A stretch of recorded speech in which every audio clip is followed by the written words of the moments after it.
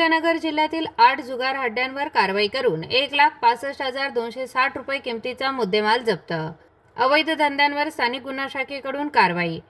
जिल्ह्यामधील अवैध व्यावसायिकांची माहिती काढून कारवाई करण्याबाबत आदेश दिले आहेत। नमूद आदेशाप्रमाणे पोलीस निरीक्षक श्री संतोष मुरकुटे यांनी स्थानिक गुन्हा शाखेचे पोलीस उपनिरीक्षक दीपक मेढे, राजेंद्र वाघ, पोलीस अंमलदार विजय पवार, अरविंद भिंगारदिवे, योगेश भिंगारदिवे, रिचर्ड गायकवाड, रमेश राजा अत्तार, विशाल तनपुरे, योगेश कर्डिले अशांचे पथक तयार करून त्यांना जिल्ह्यामध्ये अवैध धंद्यांची माहिती काढून कारवाई करण्याबाबत सूचना देऊन पथक रवाना केले।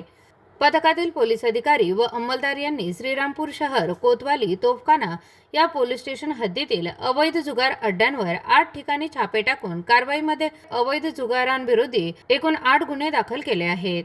त्यामध्ये 1,65,260 रुपये किमतीचा मुद्देमाल हस्तगत करण्यात आला आहे। पोलीस स्टेशन निहाय अवैध जुगार अड्डे चालविणारे यांच्या विरुद्ध करण्यात आलेली कारवाई। श्रीरामपूर पोलीस स्टेशन 6 गुन्हे, 1,61,880 रुपयांचा मुद्देमाल। कोतवाली पोलीस स्टेशन 1 गुन्हा, 1,400 रुपयांचा मुद्देमाल।